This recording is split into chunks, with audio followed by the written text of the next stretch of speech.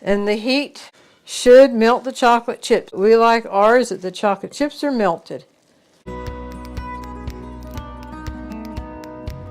Howdy folks, I am Martha and I will be doing kitchen action. Dorothy's editing the video. We both welcome you to Hershberger's Miracle Homestead. The kitchen action we're doing today is a sugar-free chocolate peanut butter bar or cookie, however you decide to do it. Because of life happening in our family that no one ever wants to go through, and yet life happens, you have no choice. Our brother Ray came down with cancer. And as you may or may not know, sugar feeds cancer. So he changed his diet drastically. And we went on a search for sugar-free recipes to be able to make and share with him. And he thoroughly enjoyed this. We did it in a cookie form. So we just wanted to share it with you all. We hope no one is on a diet restrictions, but if you are, with the holidays this time of year, a good sugar-free recipe would be worth sharing. Before we come in and go across the ingredients, I want to welcome all our new subscribers and anyone new to our channel. We're so glad you found us and you hope you enjoy it. And for the rest of you, we're so thankful for your continued support. It means the world to us. And if you're new to our channel, we hope you enjoy it and consider subscribing. Okay, let's come in and go across the ingredients.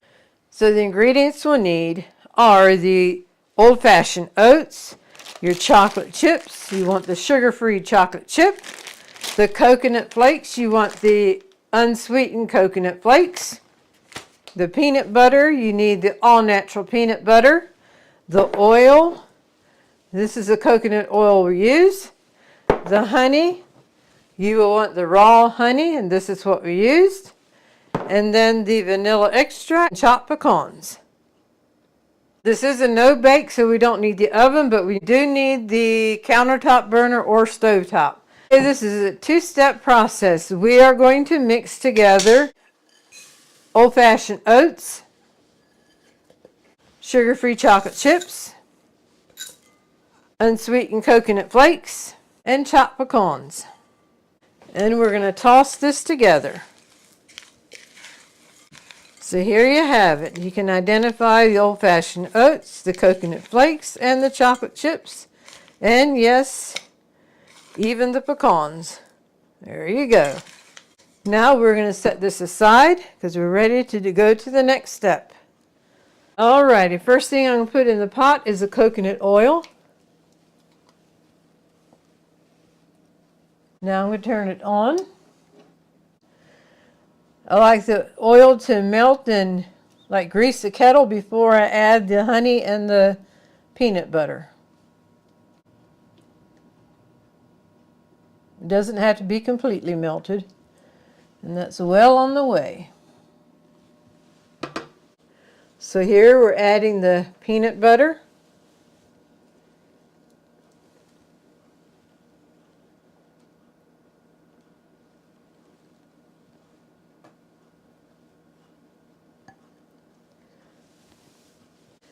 And now the honey.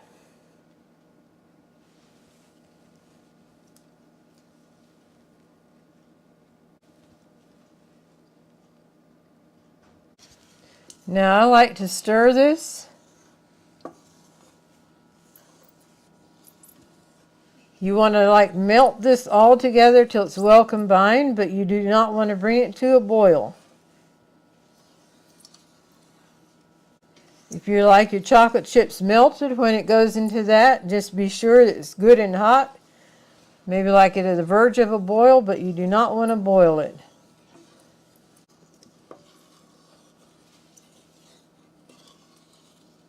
Okie dokie folks, this is all combined together, so we're going to remove it from the heat. Next we will add our vanilla. Stir that in good. Alrighty. And bring our mixture here in. And now we will pour this into the mixture.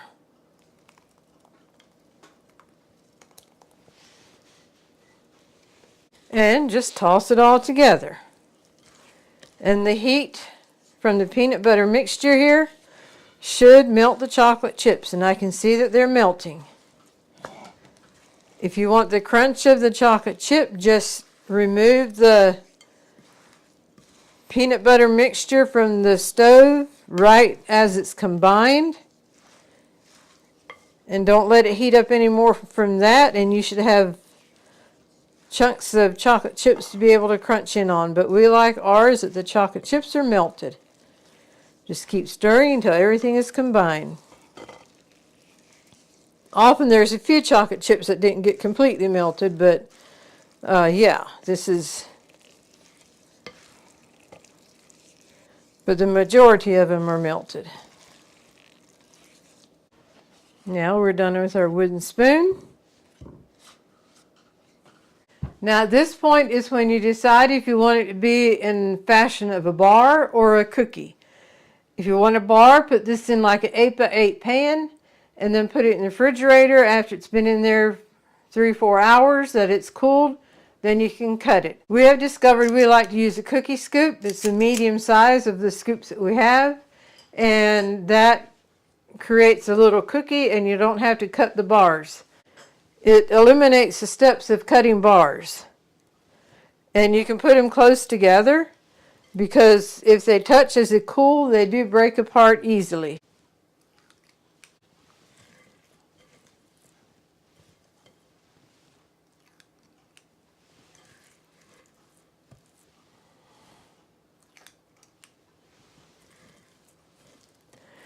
When Dorothy came out and saw the amount of mixture I have here, she chuckled a little bit and she said, "Oh, that isn't near as much as we used to make because this is just one batch." And we'd used to make enough for Ray and this household because they were also enjoyed in this household.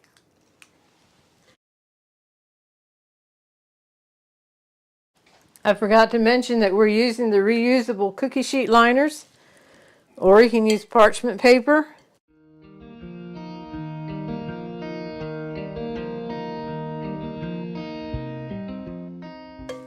Since we'll have to go into the second cookie sheet, I'll just let that last row off. And now with a fork, I just go through and flatten them out.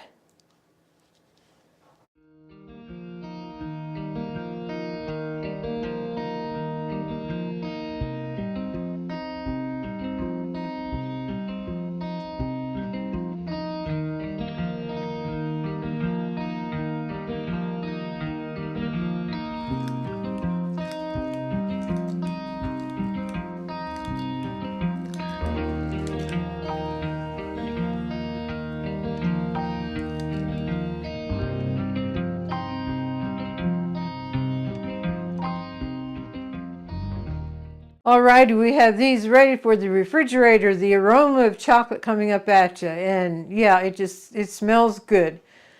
So we will put them in the refrigerator for 3 or 4 hours, then we'll come back together and package them up.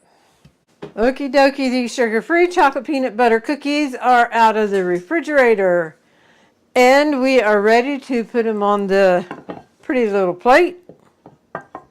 There's a close-up look. And over here's this other pan. Now, as I said, they break apart very easy.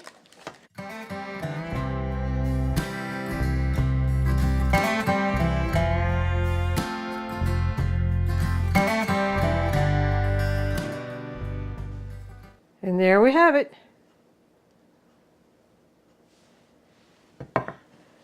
And so we have these finished up now, and while these are very good, there is one small drawback.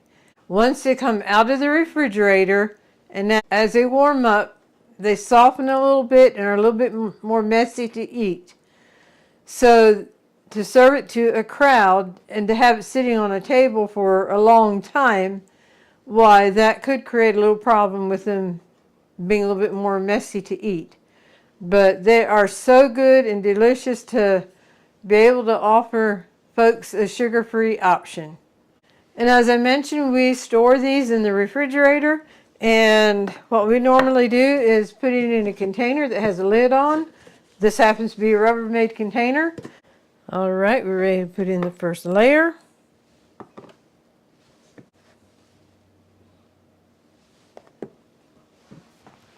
And we happen to have wax paper on hand, but you can use parchment paper.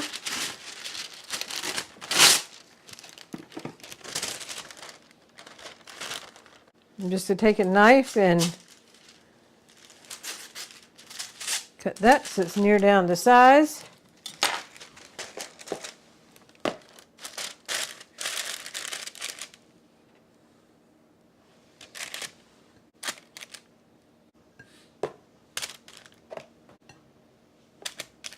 Okie dokie, we're done with that. Now another piece of wax paper. Cutting some off, and if I need to go to the top, then I'll use these two on the top.